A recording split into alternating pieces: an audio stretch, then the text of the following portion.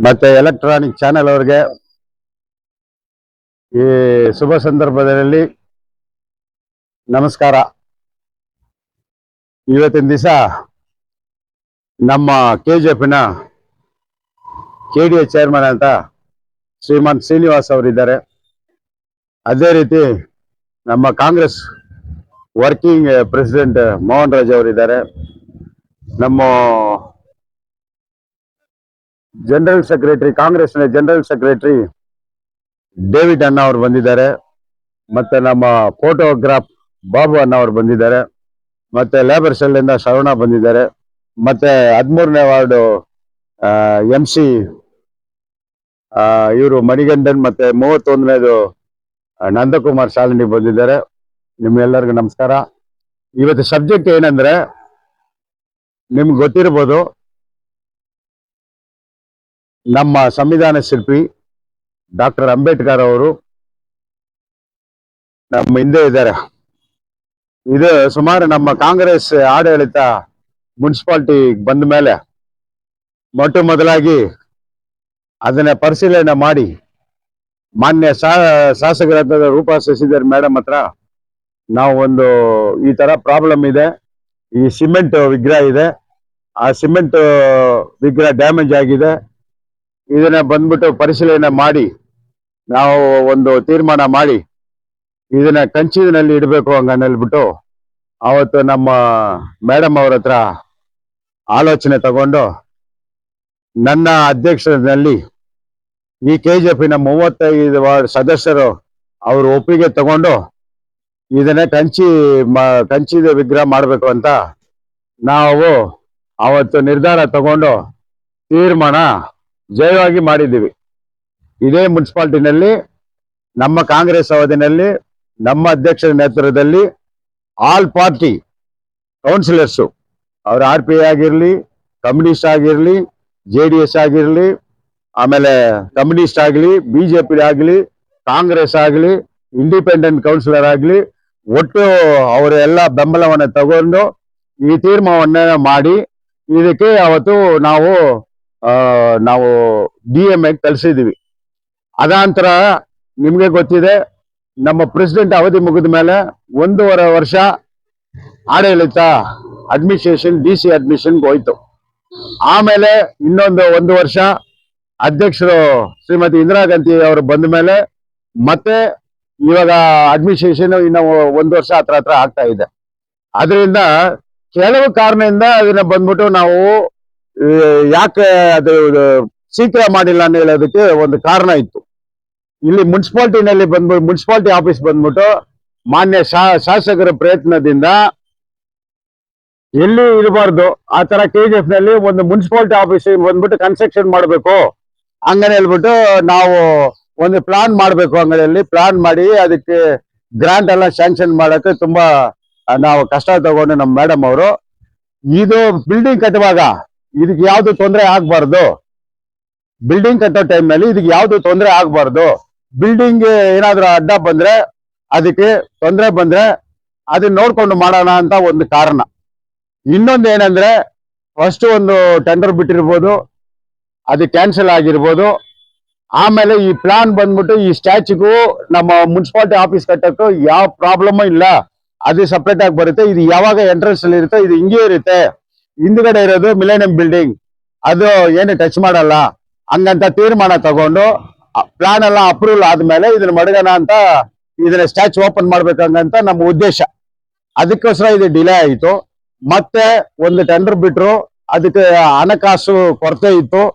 ಆಮೇಲೆ ನಮ್ಮ ಶಾಸಕರು ಮೇಡಮ್ ಅವರ ಪ್ರಯತ್ನದಿಂದ ಮಾನ್ಯ DC ಸಾಹೇಬರು ರವಿ ಅವರ ಹತ್ರ ಕೂತ್ಕೊಂಡು ಅವ್ರ ಹತ್ರ ಡಿಸ್ಕಸ್ ಮಾಡಿ ಈ ತರ ಮಾಡ್ಬೇಕು, ಇದು ಅಮೌಂಟ್ ಸ್ವಲ್ಪ ನಮ್ಗೆ ಜಾಸ್ತಿ ಬೇಕು ಅಂತ ಅವರು ಒತ್ತಾಯ ಮಾಡಿ, ನಮ್ಮ MLA ಅವರು ಒತ್ತಾಯ ಮಾಡಿ DC ಸಾಹೇಬರಿಂದ ಒಂದು ಹೊಸ ಅವರು ನವಸಾತ್ ಅಂತ ಕಾಂಟ್ರಾಕ್ಟರ್ಗೆ ಅವ್ರಿಗೆ ಕಾಂಟ್ರಾಕ್ಟ್ ಬಂತು. ಅವಾಗ ಅವರು ಹೇಳೋ ರೀಸನ್ ಪ್ರಕಾರ ವಾರಿಂದ ನಮ್ಗೆ ಮೆಟೀರಿಯಲ್ ಸಿಗ್ತಾ ಇಲ್ಲ, ಅದು ಸ್ವಲ್ಪ ಡಿಲೇ ಆಯ್ತು ಅಂತ. ಆವಾಗ ನಾವು ಅದನ್ನ ಅವಾಗ ಕೂಡ ಬಿಟ್ಟಿಲ್ಲ, ನಾವು ಕರೆಕ್ಟ್ ಆಗಿ ಇದನ್ನ ಮಾಡ್ಲೇಬೇಕು ಅಂತ ತೀರ್ಮಾನ ಮಾಡಿ ನಮ್ಮ ಶಾಸಕರ ಒತ್ತಾಯದಿಂದ ಆ ಕಾಂಟ್ರಾಕ್ಟ್ ಕೂಡ ಇವಾಗ ಜಯವಾಗಿ ಆ ವಿಗ್ರಹನ ಚೆನ್ನಾಗಿರೋ ವಿಗ್ರಹನ ಬಂದ್ಬಿಟ್ಟು ನಾವು ತಂದಿದೀವಿ. ವಿಗ್ರಹ ಬಂದ್ಬಿಟ್ಟು ಇಲ್ಲಿ ಬಂದು ಸೇರಿದೆ. ಇವಾಗ ಅದು ವಿಗ್ರಹ ಬಂದ್ಬಿಟ್ಟು ಅವಸರವಾಗಿ ಓಪನ್ ಮಾಡಕ್ಕೆ ಇಲ್ಲ. DSS ಸಂಸ್ಥೆಗಳಿದೆ, ಪೂರ್ಣಭಾವಿ ಸಭೆ ಮಾಡಬೇಕು. ಆ ಪ್ರೋಟೋಕಾಲ್ ಪ್ರಕಾರ ಕಮಿಷನರ್ ಅವರು ಯಾರನ್ನ ಕರಿಬೇಕು, ಯಾರು ಇನ್ವೈಟ್ ಮಾಡಬೇಕು, MP ಅವ್ರನ್ನ ಇನ್ವೈಟ್ ಮಾಡಬೇಕು, ಸಚಿವರನ್ನ ಇನ್ವೈಟ್ ಮಾಡಬೇಕು. ಆ ತರದ ಮಾಡಿ ಇದು ಸಾಧಾರಣ ವಿಷಯ ಅಲ್ಲ. ಬಾಬಾ ಸಾಹೇಬ್ ಅಂಬೇಡ್ಕರ್ ಒಂದು ಪಾರ್ಟಿಗೆ, ಒಂದು ಸಮಾಜಕ್ಕೆ, ಒಬ್ಬರಿಗೂ ಅಲ್ಲ, ಎಲ್ಲೋ ಸಮಾಜಕ್ಕೂ ಅವ್ರು ಬಂದ್ಬಿಟ್ಟು ಎಲ್ಲರಿಗೂ ಒಳ್ಳೇದು ಮಾಡಿದ್ದಾರೆ. ಎಲ್ಲರೂ ಬೇಕಾಗಿರೋ ವ್ಯಕ್ತಿ ಅಂದ್ರೆ ಡಾಕ್ಟರ್ ಅಂಬೇಡ್ಕರ್. ಅವ್ರದ್ದು ಬಂದ್ಬಿಟ್ಟು ಅದಾತುರಿ ಮಾಡ್ಬಿಟ್ಟು ಅವ್ರಿಗೆ ಕೆಟ್ಟ ಹೆಸರು ತರಬಾರ್ದು. ಅವ್ರಿಗೆ ಅದ್ದೂರಿಯಾಗಿ ಮಾಡಿ ನಮ್ಮ KGF ಕಾನ್ಸ್ಟ್ರಕ್ಷನ್ ರಿಸರ್ವ್ ಅದರಲ್ಲಿ ಅಂಬೇಡ್ಕರ್ಗೆ ಎಷ್ಟು ಮಾಡ್ಬೇಕು ಅಷ್ಟು ಚೆನ್ನಾಗಿ ಮಾಡ್ಬೇಕು ಅಂತ ಉದ್ದೇಶದಿಂದ ನಾವು ಅತಿ ಶೀಘ್ರದಲ್ಲಿ ಒಂದು ವಾರ ಇಲ್ಲಾಂದ್ರೆ 10 ದಿವಸ ಒಳಗಡೆ ಆ ಪ್ರೋಟೋಕಾಲ್ ಪ್ರಕಾರ ಯಾರ್ಯಾರಿಗೆ ಮಾಹಿತಿ ಕಳಿಸ್ಬೇಕು, ಯಾರ್ಯಾರು ಕರಿಬೇಕು, ಏನೇನು ಪೂರ್ಣ ಸಭೆಯಲ್ಲಿ ಅವ್ರು ಹೆಂಗ ಮಾಡ್ಬೇಕು ಅಂತ ಸಾರ್ವಜನಿಕರು ಎಲ್ಲರಿಗೂ ಸ್ವಂತ ಅಂಬೇಡ್ಕರ್ ನಮ್ಮ ಒಬ್ರಿಗಂತ ಇಲ್ಲ, ಅವ್ರ ಅಭಿಪ್ರಾಯ ಕೇಳಿ ಅದ್ದೂರಿಯಾಗಿ ಮಾಡಕ್ಕೆ ಏನೇನ್ ಬೇಕೋ ಅದೆಲ್ಲ ಮಾಡ್ಬೇಕು. ಇನ್ನೊಂದು ನಮ್ಮ ಶಾಸಕರು, ನಿಮ್ಮ ಮಾಧ್ಯಮ ಮಿತ್ರರಿಗೆಲ್ಲ ಗೊತ್ತಿದೆ, ಇಷ್ಟಿನಲ್ಲೇ ಬಂದ್ಬಿಟ್ಟು ಇವಾಗ ಒಂದು 10 ಕೋಟಿನಲ್ಲಿ 10 ಕೋಟಿನಲ್ಲಿ ಸ್ಮಾರ್ಕ್ ಅಂಬೇಡ್ಕರ್ ಸ್ಮಾರ್ಕ್ ಮಾಡ್ತಾ ಇದ್ದಾರೆ. ಅದು ಭವನ್ ಸ್ಮಾರ್ಕ್ ಭವನ್ ಅದು ಬಂದ್ಬಿಟ್ಟು ಅತಿ ವೇಗವಾಗಿ ಎದ್ದೇಳ್ತಾ ಇದೆ. ಇವಾಗ ಎಲ್ಲ ನೀವು ಟಿವಿನಲ್ಲಿ ಕೂಡ ಮೊನ್ನೆಲ್ಲ ತೋರಿಸಿದ್ರಿ ಮಾಧ್ಯಮದವರು, ತುಂಬಾ ಸಂತೋಷ. ಅತಿ ವೇಗವಾಗಿ ಅದು ಎದ್ದೇಳ್ತಾ ಇದೆ. ಅಂಬೇಡ್ಕರ್ ಬಗ್ಗೆ ಗೌರವ, ಅವ್ರ ಮೇಲೆ ಬಂದ್ಬಿಟ್ಟು ಭಕ್ತಿ ಇರೋರು ನಮ್ಮ ಶಾಸಕರು ಶ್ರೀಮತಿ ರೂಪಾ ಶಶಿಧರ್ MLA. ಇನ್ನೊಂದು ಮಾತು ನಿಮ್ಗೆ ಹೇಳಕ್ಕೆ ನಾನು ಇಷ್ಟಪಡ್ತೀನಿ. ನಮ್ಮ KGF ನಲ್ಲಿ ಅಂಬೇಡ್ಕರ್ ನಮ್ಮ ವಿಗ್ರಹ ಏನಿದೆ ಕೋರ್ಟ್ ಪಕ್ಕದಲ್ಲಿ, ಅದಕ್ಕೆ ಸಮಸ್ಯೆ ಏನಿದೆ ನಿಮ್ಗೆ ಗೊತ್ತು. ಆ ಸಮಸ್ಯೆಗೆ ಎಲ್ಲಾ ಪಕ್ಷದವ್ರನ್ನ ಕರೆದು ಇಲ್ಲೇ ಮೀಟಿಂಗ್ ಮಾಡಿದೀವಿ.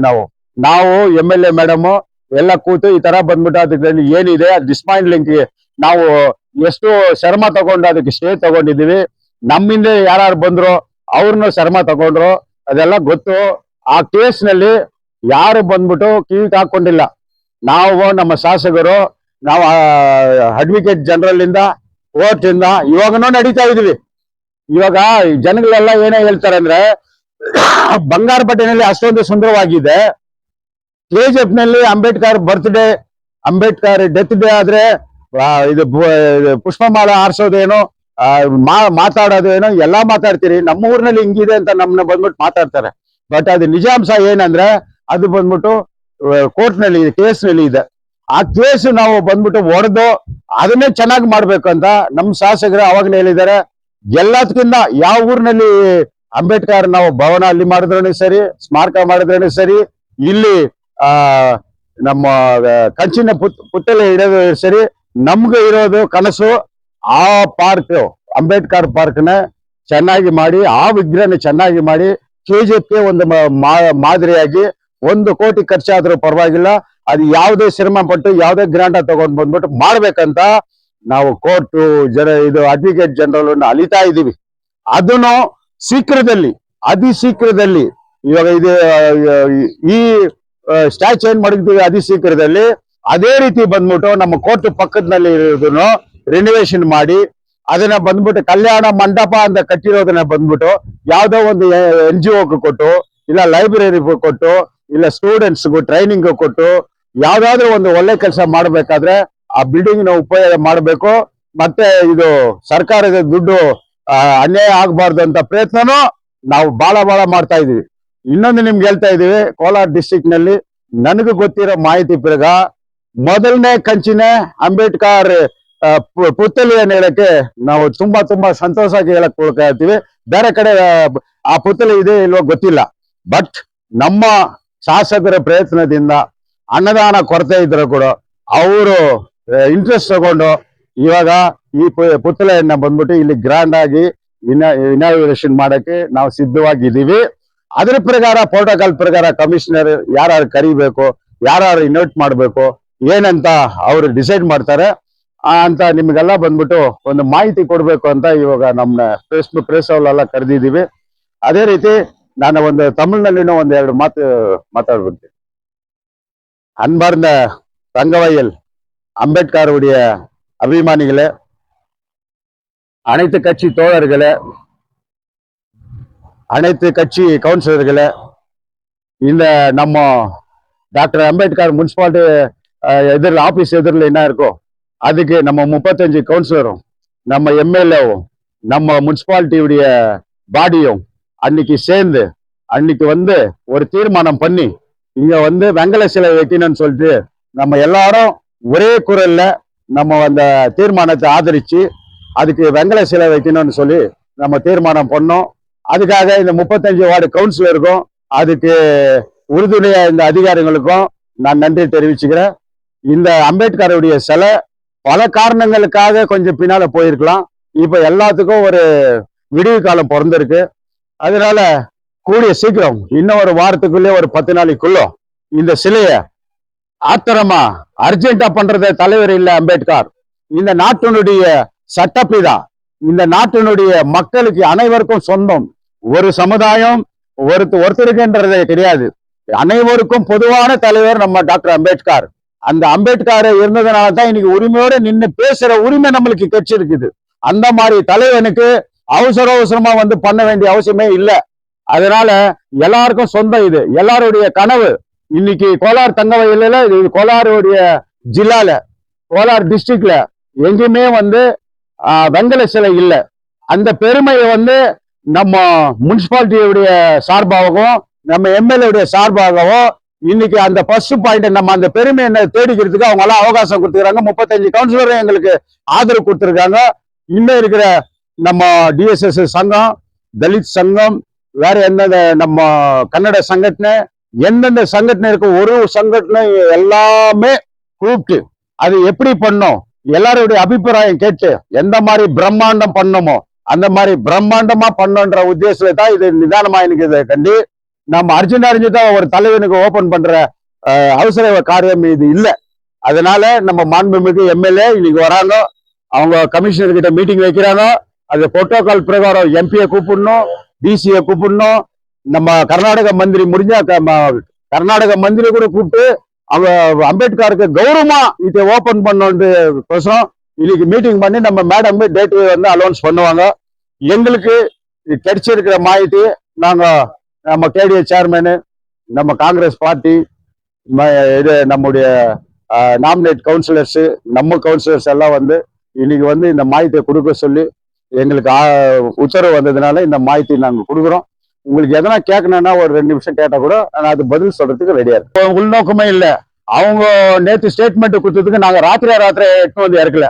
அது சிலை 1 வாரம் ஆச்சு. சிலை 1 வாரத்துக்கு மேல ஆயிடுச்சு. அந்த சிலையை வச்சுட்டு பிறகு நம்ம எட்டு வச்சுட்டு ஓபன் பண்றது இல்ல. இது டாக்டர் பாபா சாஹேப் அம்பேத்கர், இந்த இந்திய நாட்டின் சட்ட திட்டங்களை தீட்டிய மகா பெரியவர். அவருக்கு எந்த மரியாதையில ஓபன் பண்ண இருக்குது. யாரோ ஒருத்தர் நேற்று ஸ்டேட்மெண்ட் கொடுத்தாங்க, உள்நோக்கத்தோட நாங்க நைட்டு சிலையை எடுத்து வைக்கல. நாங்க இதை பிரயத்னம் பண்ணின்னு தான் இருக்கிறோம். ஒரு சிலையை அவ்வளவு சீக்கிரமா நம்ம ரெடி பண்ணி ஒருத்தர் போராட்டம் பண்றாங்க அப்படின்றதுக்கு இல்லை. இது எங்க உரிமை, எங்களுடைய அட்மினிஸ்ட்ரேஷன்ல எங்க தீர்மானம். நாங்க காங்கிரஸினுடைய எம்எல்ஏவும் நம்ம இது முனிசிபாலிட்டி பாடியும் 35 கவுன்சிலரை சேர்ந்து எடுத்த தீர்மானம் இது. யாரோ ஒருத்தர் ஒரு சிங்கிள் பார்ட்டி எடுத்தது இல்ல.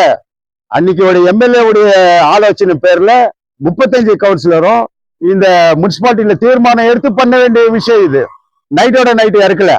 நம்ம யாரோ ஒரு பிரஸ் மீட் கொடுக்குறாங்க, இது உள்நோக்கத்தோட வைக்கணும்ட்டு இல்ல.